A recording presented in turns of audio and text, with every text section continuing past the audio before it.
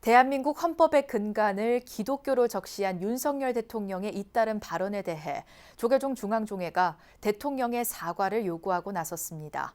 중앙종회 특위는 대통령실이 문제 심각성을 깨닫지 못하고 있다고 보고 대응 수위를 높인다는 방침입니다. 정영석 기자가 전합니다. 윤석열 대통령의 발언이 종교 편향 논란에 휩싸인 건 지난 4월 27일 열린 미 의회 연설에서 나왔습니다. 대한민국 헌법의 기초가 기독교에서 비롯됐다는 겁니다.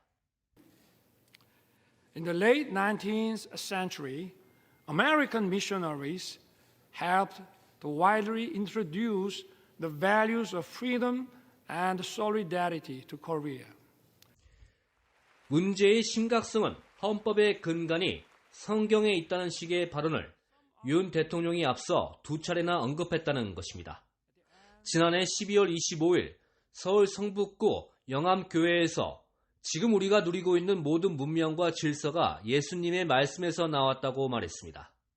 지난달 9일엔 서울 중구 영락교회를 찾아 헌법 정신을 잘 지키는 것이 하나님의 가르침을 실천하는 길이라 믿는다고 강조했습니다.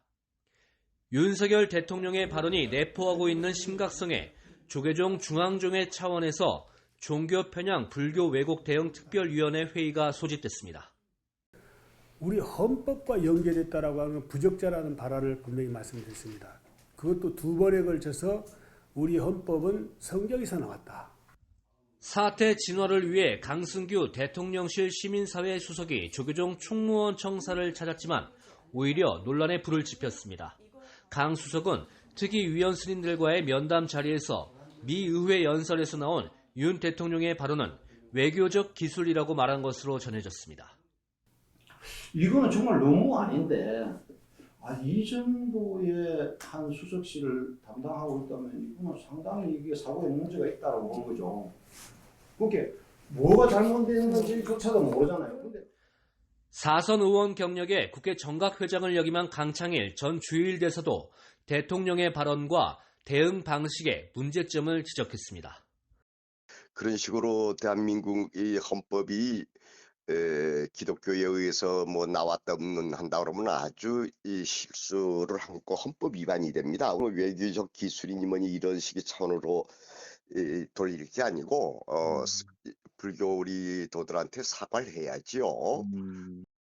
특위는 대통령실이 문제의 심각성을 깨닫지 못하고 있다고 보고 종교 편향 방지 대책을 마련할 것을 요구했습니다. 조속한 시일 안에 내놓지 않을 경우 특위는 대응 수위를 높여나갈 전망입니다.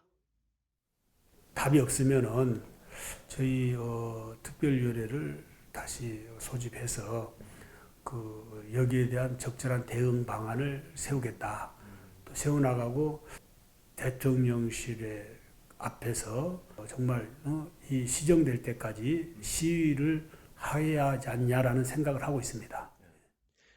조계종 중앙종회의 이 같은 요구에도 대통령실의 전향적 조치가 나오지 않으면 불교계는 종교 편향과 불교 왜곡을 바로잡기 위한 일치된 모습을 보일 것으로 보입니다.